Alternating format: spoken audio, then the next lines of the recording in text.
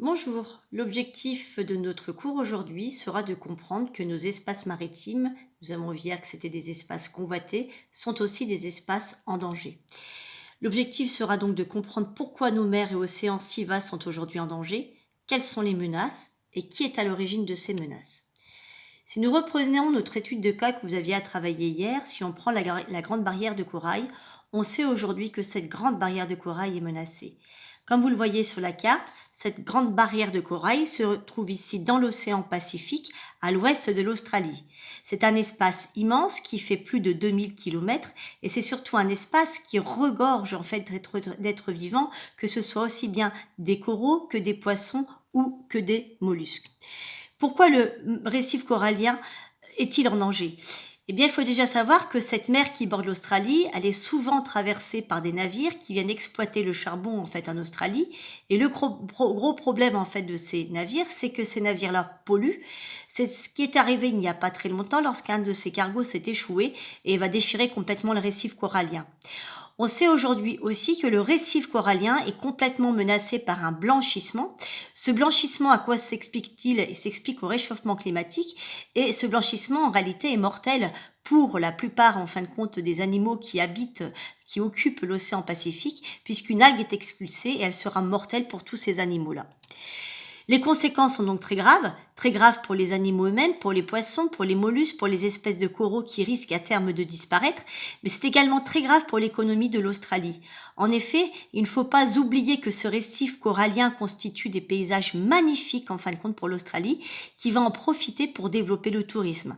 Si le récif corallien est en danger, le tourisme est en danger, ce qui va être nocif bien évidemment pour l'économie, puisque des emplois peuvent être complètement détruits.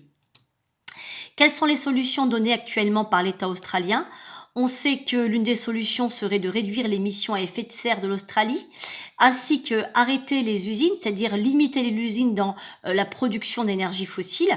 La deuxième solution, ce serait finalement de considérer le récif corallien comme une zone en danger et interdire en fin de compte cette zone à la navigation. C'est déjà un petit peu fait. L'UNESCO a déjà classé une de ces parties du récif corallien en, en zone en fait exceptionnelle, mais ce n'est pas suffisant.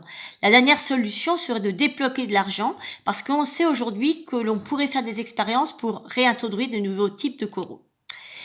Sur cette image que vous voyez, tout ici, donc en fait, c'est cette zone qui est actuellement protégée.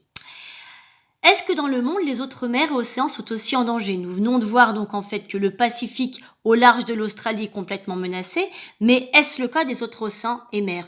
Hélas oui, ce danger en fin de compte va vraiment toucher tous les océans et continents. Premièrement, les océans et continents sont menacés par les déchets plastiques. On appelle ça le vortex plastique, ça sera le mot que nous allons apprendre aujourd'hui. Ce que vous voyez sur cette carte, donc je vous précise ici l'Asie, ici l'Amérique du Nord, donc on est dans l'océan Pacifique Nord, eh bien là-dessus figure ce qu'on appelle le 7e continent. Ce 7e continent est aujourd'hui constitué uniquement de déchets qui ont été délaissés par les êtres humains. Aujourd'hui, on estime que ce continent recouvrerait 3,5 millions de kilomètres carrés, ce qui est absolument dramatique.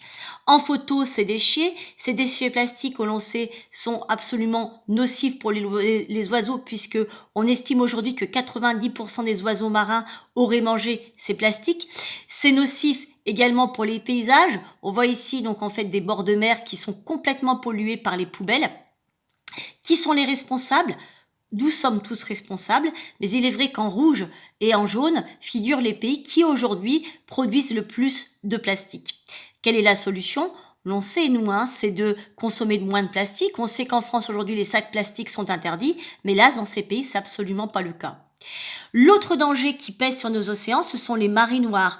Les marées noires sont très importantes. Elles sont représentées ici par les carrés noirs sur ce croquis que vous devez connaître.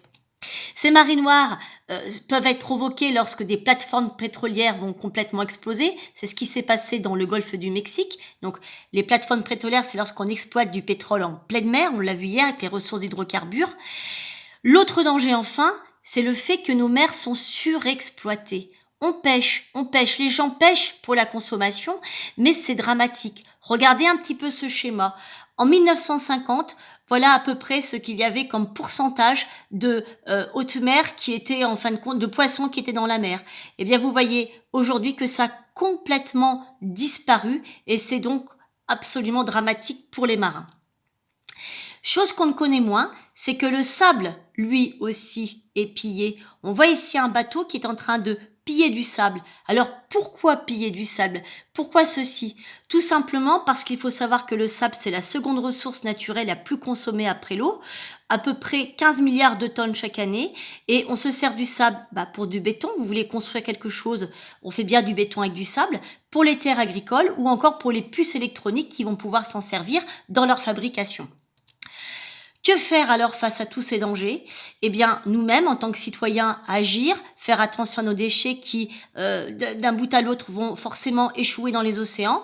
On sait aujourd'hui que certains États comme l'Australie vont essayer d'agir et on sait aujourd'hui qu'on a des associations écologiques qui essayent d'agir. C'est le cas de Greenpeace, c'est le cas de cette jeune association que vous voyez ici sur la photo, Océan Cleanup, qui a été lancée en 2019. C'est un jeune Irlandais qui avait une idée, en fait, créer cette espèce de grande barrière plastique pour ramasser justement les plastiques au large de San Francisco. C'était un essai, ça a réussi pendant 4 mois et finalement cette barrière-là n'était pas assez solide.